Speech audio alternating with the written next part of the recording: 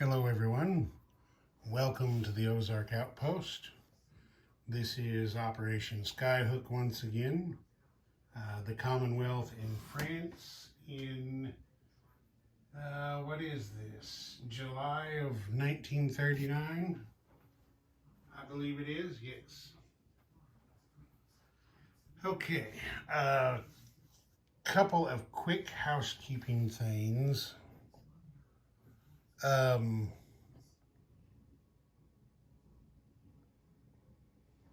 It's been pointed out in comments, and the Players Association has addressed it. Mark made a slight error in the Japanese turn by killing those two Dutch submarines in an unlawful manner. So they remain on the board. The other thing is we've had some confusion over the Abyssinian War, and it has been decided that Abyssinia cannot align to Free France without winning the war against Italy. So those forces there remain Abyssinian. Other housekeeping thing, Belgian Congo has been aligned to the British. So the British picked up an extra pound there since Germany declared war on Belgium. And also, there we are, East Poland has been aligned by the British because of the German invasion. So the British pick up another pound from that, raising their current income from 19 to 21. All right, now I think we're ready to get going here. All right, the Commonwealth is going to try to move wartime income and improve construction from stage 2 up to 3. Both are 7s. We have a 7 and a 3, so improved construction moves up to stage 3. Wartime economy stays where it is. All right. Over here for the builds. Let's see, can we see here? Let's zoom in a little more. Now we can see better. Okay, there we go. The British, after the shellacking they took from German U-boats on Hambone's turn, had just 9 pounds in the bank. So they have elected to spend all of that on 3 militia and 1 infantry. FEC, which also took some damage from convoy raiding, had 5 rupees in their treasury. They're spending 3 to finish their minor shipyard and the other 2 on a militia. Anzac had, what was it? 6. Anzac had, must have been 8, yeah. They have spent 6 to finish their battle cruiser and the other 2 on militia. Canada had $10 in the bank. They are spending 8 on 2 Flower-class corvettes and saving $2. All right. I'll deal with him in a little bit. Never mind. Sorry, thinking out loud. Okay. We are going to have some combat and combat moves.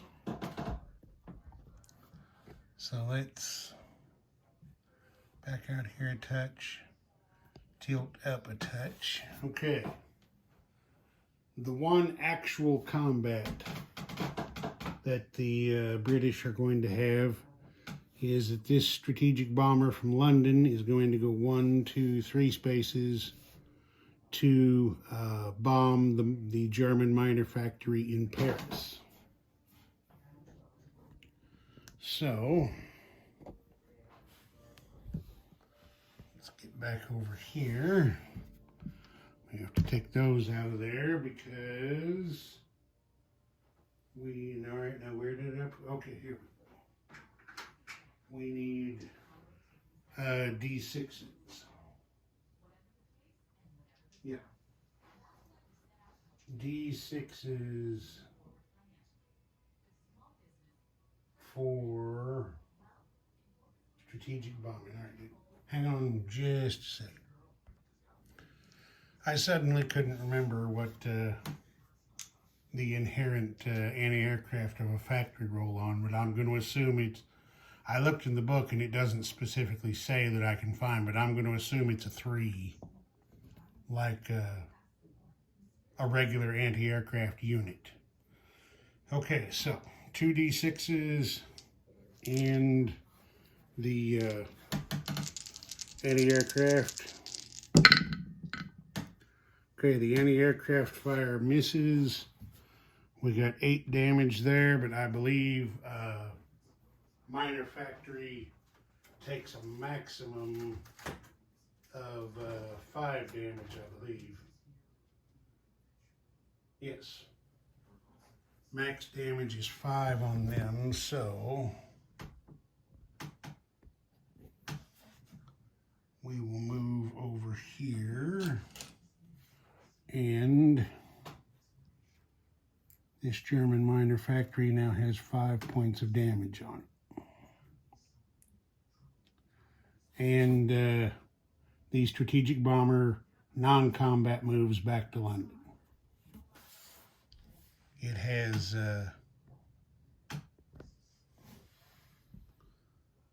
it's got plenty of movement to do that. Okay, now these are technically combat moves, even though no combat is going to occur. So I'm going to go ahead and do this. All right, we'll start with this much right here.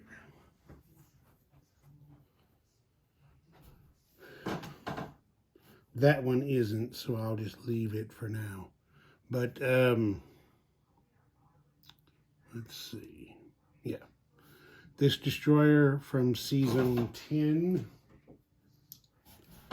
is going 1, 2, 3 spaces down to C-Zone 48, where it is going on escort duty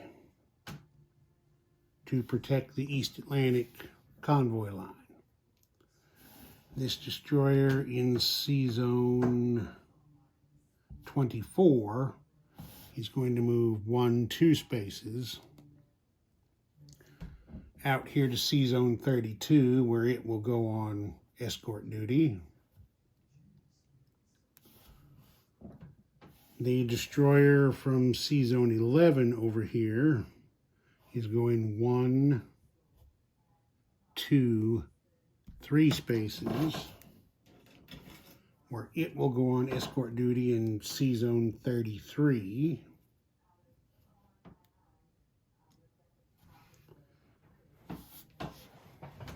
Can you see the little guy there? Yep, we can see the little guy there. This Canadian Corvette in C-Zone 21 is moving 1 space out here to C-Zone 22, where it will go on escort duty.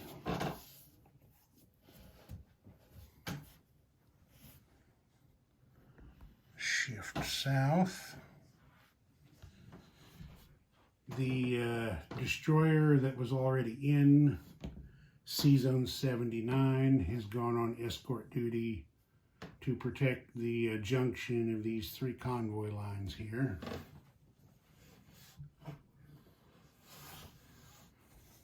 Let's make sure that's it. here. Yes. Now we're going to move around over here to the Indian Ocean, where this destroyer in C-Zone 119 is going one space up to C-Zone 83, where it is going on escort duty.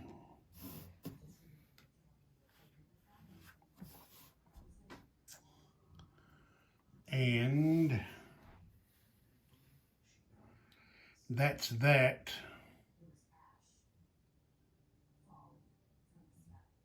Yes, that's that for our combat movement.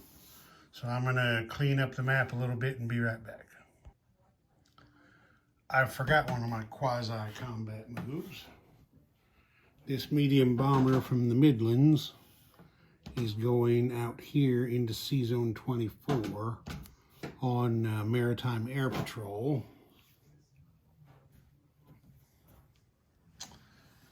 And now that's it for British combat movement.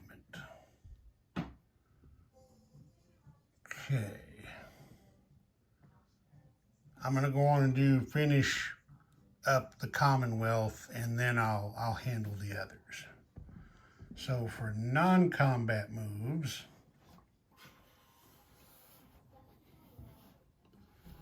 this escort carrier with a tactical bomber from C-Zone 11 is going 1, 2, 3 spaces down here to C-Zone 23. This heavy cruiser and light cruiser from C-Zone 79 are going to come north 1, 2, 3 spaces to provide the escort carrier with some protection.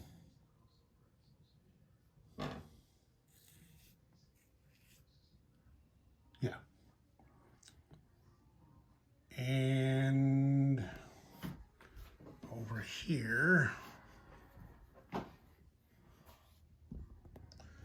I've spoken with Hambone, and he said if I move this destroyer and transport from C-Zone 82 through C-Zone 83, his U-boat is not going to engage them. So they're going 2 spaces over here to 85.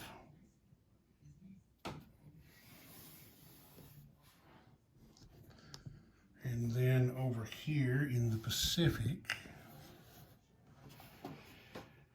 this Anzac destroyer and transport are going 1, 2 spaces from C-Zone 146 to 136. And this FEC destroyer in C-Zone 100 is going to come south 2 spaces, also to C-Zone 136. And that is that.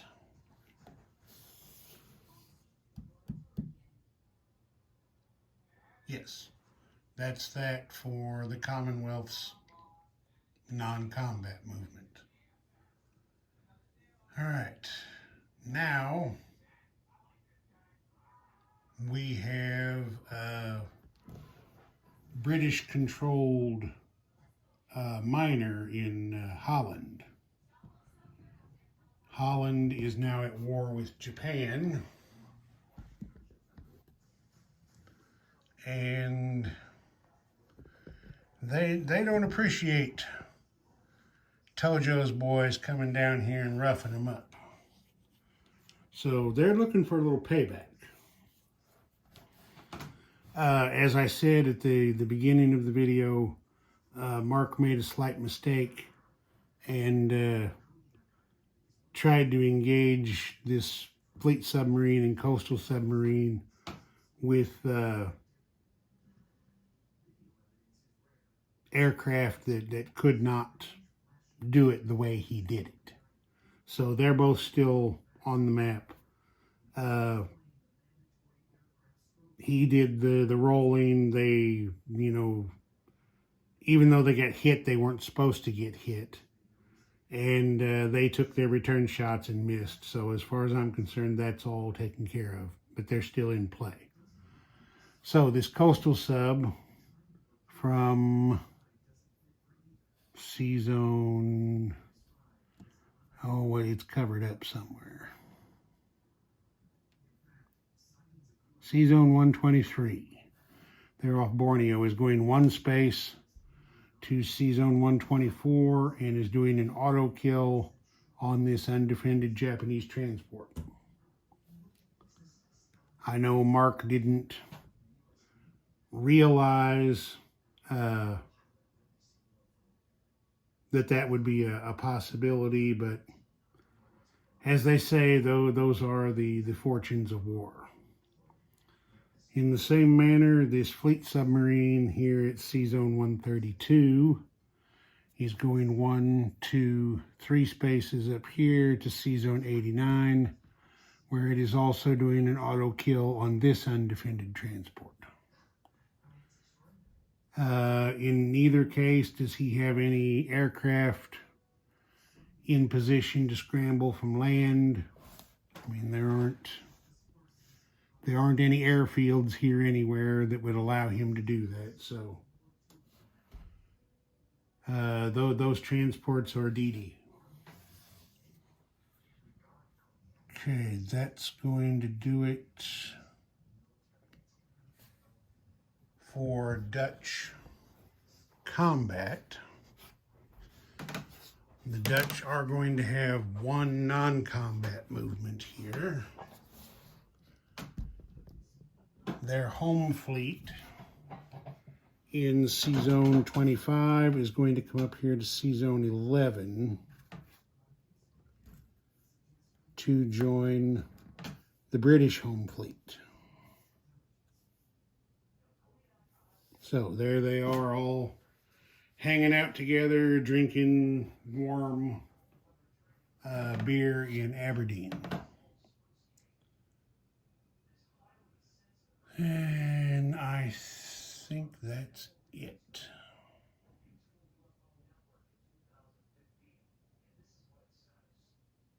Yes.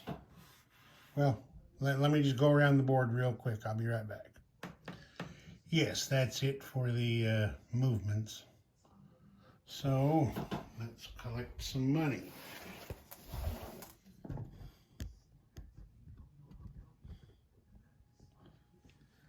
And place units. Actually, let's place units first and then collect money. Yes, let's do that. All right, the British bought 3 militia.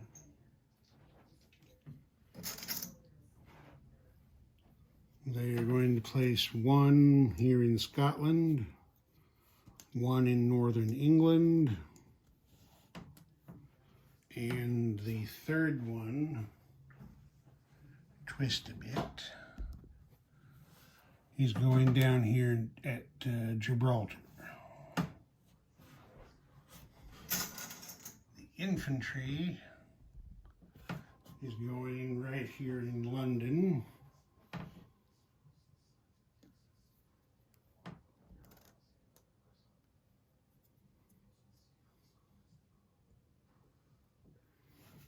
And that's it for them. Now down here in,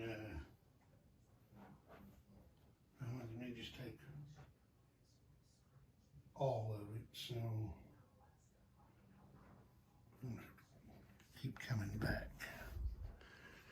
Down here in FEC, we're putting the minor shipyard here. I've had some people question this in the comments, but as I have replied, you know, there is a major dockyard right there at Gibraltar straddling 2 sea zones. There is a major dockyard right there at Malta straddling 2 sea zones. So I think if the designers can print it on the map that way, I think FEC can place one that way if they wish. Well, that's how I'm doing it. FEC is putting their militia here at Bombay. Anzac puts its, I dropped it on the floor, puts its battle cruiser there at the minor shipyard in Sydney. And then we come up here and the RCN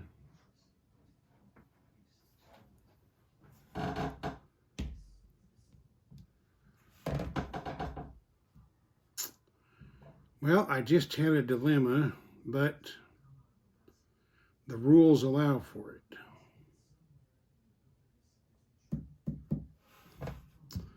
That's a minor shipyard, which can only produce 1 unit per turn. However, the Canada at War rules very specifically state that once at war with a major power, Canada can build 2 of these corvettes per turn.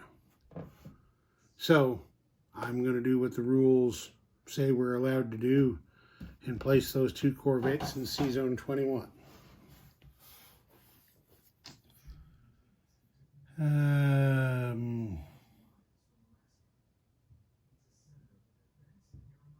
Yes. All right, now we collect money. Okay, there we are. I think we can see everybody. Get our book open because it's been a while since I played and I don't remember the wartime bonuses.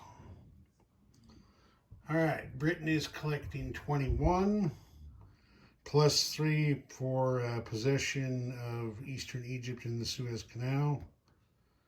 They don't get the Iran. And they don't get that one. So they just get the 1 bonus for 3. And that's going to give them a total of 24 pounds in the bank. I'm quite sure Hambone is going to try to reduce that, so I won't say for next turn because it's probably not all going to be there. All right, FEC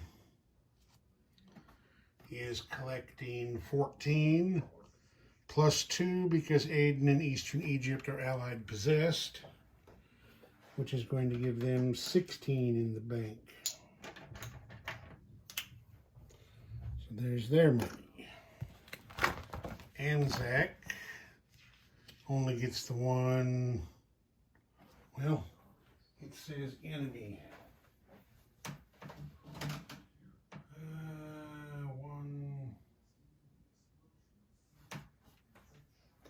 Now let's see, what does that say?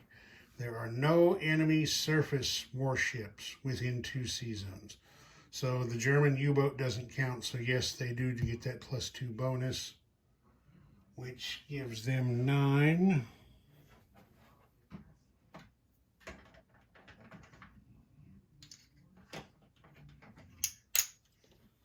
So there's that. Canada.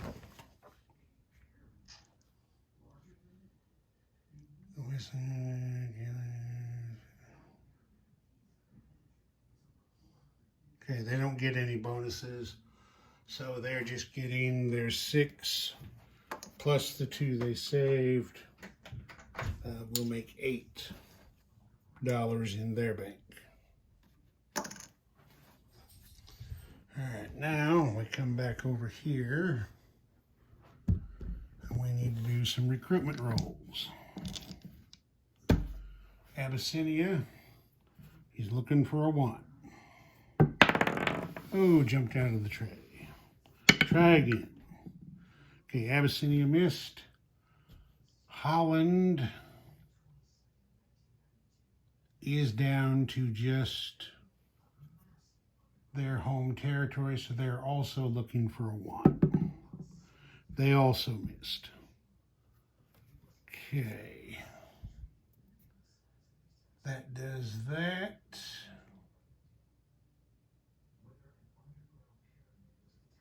That's it. I'll set France up and be right back. All right, it's going to be short and sweet for France, or Free France now. Of course, you know, they lost their money to Germany last turn, so they can't buy anything. But the only thing they can do is declare a new capital, which we are going to put in French Sudan. So there's that. Free France is at 2 on the income chart. I don't have... I sent Doug at HBG an email about this a while back. I don't know. I guess he discarded it, forgot it, whatever.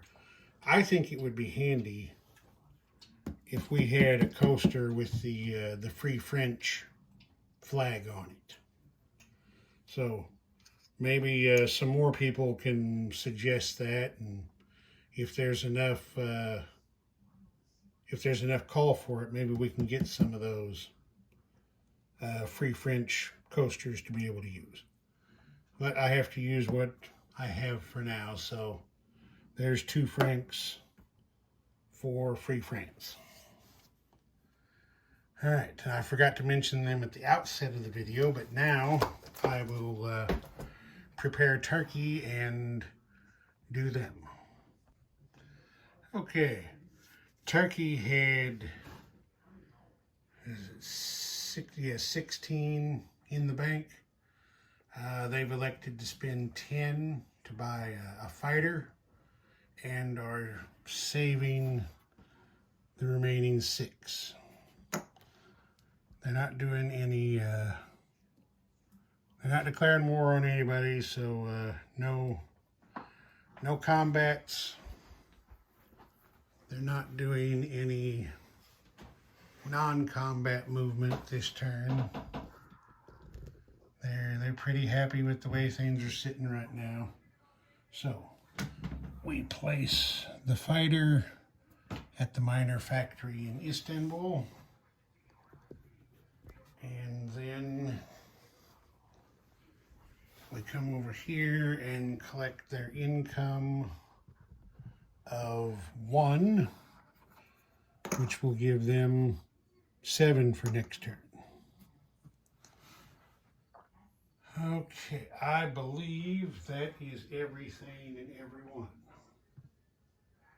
If it's not, I'm quite sure somebody will let me know about it. Okay, Ozark Outpost, over and out.